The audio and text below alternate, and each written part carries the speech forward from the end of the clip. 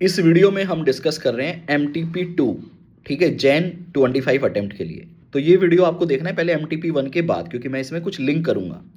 MTP1 में कितने question tough आए थे, कितने क्वेश्चन केस स्टडी बेस आए थे? 4 क्वेश्चन।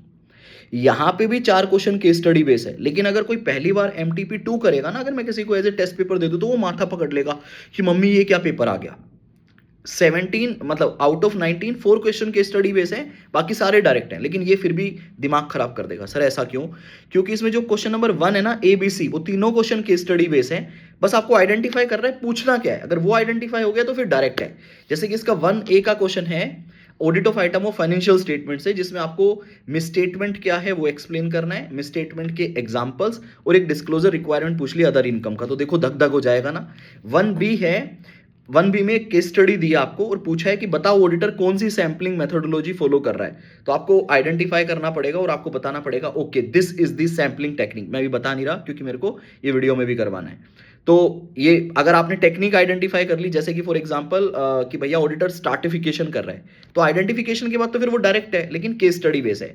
तीसरा क्वेश्चन भी केस स्टडी बेस है 1 का C, जिसमें ऑडिटर को आइडेंटिफाई करना है कि ऑडिटर क्या मिस कर रहा है आपके हिसाब से इस पूरे क्वेश्चन में। तो वो आइडेंटिफाई हो गया तो क्वेश्चन डायरेक्ट है, तो वो आइडेंटिफिकेशन ही आपका जजमेंट है। तो 1 का A, 1 का B, 1 का C तीनों बहुत अच्छे क्वेश्चन है। अब कोई भी बच्चा यहाँ पे जो है वो अपना कॉन्फिडेंस लूज कर देगा अगर उसे नहीं समझ आए तो, और वो कहेगा भाई मैं ऑडिट में फेल होने वाला हूँ। अभी सिर्फ आपने एक ही क्वेश्चन रीड किया है, अब रीड करो 2 से, और लेकिन आखिरी 2 से लेके 6 के D तक, C के और तक एक भी क्वेश्चन की स्टडी नहीं है। मैं आपके सामने पढ़ना चालू करता हूँ, सुनिएगा। 2 का A क्वेश्चन आता है आपका एंगेजमेंट स्टैंडर्ड से कि भाई एश्योरेंस एंगेजमेंट क्या होते हैं, उनके एग्जाम्पल दे दो, बिल्कुल डायरेक्ट क्वेश्चन। 2 का B आता है ऐसे 706 के EOM पैरा क्या होता है, ऑडिटर को किन चीजों का ध्यान रखना होता है और उसके एग्जाम्पल, बिल्कुल डायरेक्ट क्वेश्चन। 2 का C आता है ऐसे 320 का, बिल्कुल डायरेक्ट क्वेश्चन। जब आप मेटेरियलिटी निकालते हैं तो एक ऑडिटर यूजर के बारे में क्या क्या अजम्पशन ले सकता है, बिल्कुल डायरेक्ट पूछा है, कोई उसमें आपसे घुमा फिरा नहीं रहा है। 3 का A बिल्कुल डायरेक्ट पूछ रहा है, बैंक ऑडिट का क्वेश्चन है, एविडेंस क्या क्या अवेलेबल होते हैं जिसमें आप एडवांस के जो कमेंट्स होते हैं उनको वेरीफाई कर सकते हो। 3 का B क्वेश्चन बिल्कुल डायरेक्ट क्वेश्चन है कि आप LLP का ऑडिट कर रहे हो तो एग्रीमेंट में क्या क्या वेरीफाई करोगे, बिल्कुल डायरेक्ट आपसे पूछता है। 3 का C क्वेश्चन वापस से असेंबली ऑफ ऑडिट डॉक्यूमेंटेशन पे आता है। 4 का A वैल्यूएशन ऑफ डेटर पूछता है। 4 का B ऑडिट रिस्क और मटेरियलिटी पूछता है। 4 का C advantage of audit documentation पूछता है, बिल्कुल डायरेक्ट क्वेश्चन। 5 का A आपसे पूछता है inquiry under company audit section 143 subsection 1, बिल्कुल डायरेक्ट क्वेश्चन है। 5 का B C of trade payable कैसे वेरीफाई करोगे। 5 का C जो है एनालिटिकल प्रोसीजर आपसे एक्सप्लेन करवा रहा है। 6 के A के अंदर valuation of PPNE, right and obligation of PPNE। 6 के B में आपसे वो ऑडिट प्रोग्राम एक्सप्लेन करवा रहा है। ये एक केस स्टडी वाला क्वेश्चन है।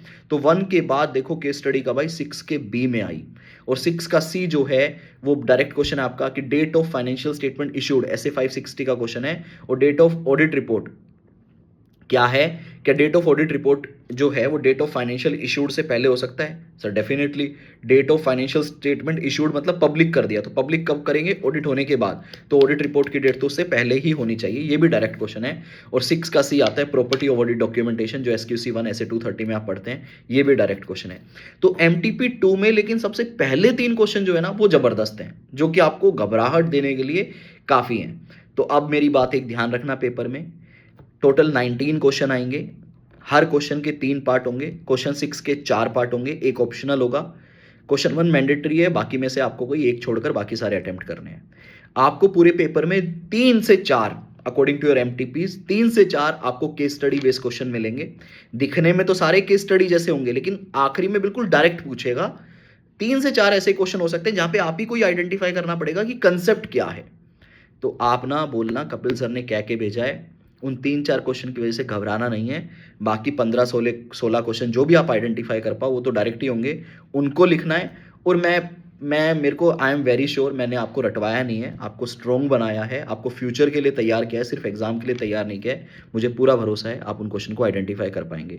मैं रात को 10 बजे के आसपास 1-1.5 घंटे के लिए लाइव आऊँगा, जहाँ पे जितने भी इंपॉर्टेंट क्वेश्चन है, जितने भी केस स्टडी बेस्ड क्वेश्चन है, इवन जैन 25 की RTP MTP के भी, सितंबर 25 RTP MTP के भी, सितंबर 24 RTP MTP, मई 24 RTP MTP, जितने भी ऐसे क्वेश्चन है ना जहां एक स्टूडेंट को आइडेंटिफाई करना होता है भाई पूछ क्या रहा है, वो मैं उस वीडियो में करवाऊंगा, शेयर बना के भेजूंगा पेपर में। Don't worry, best of luck.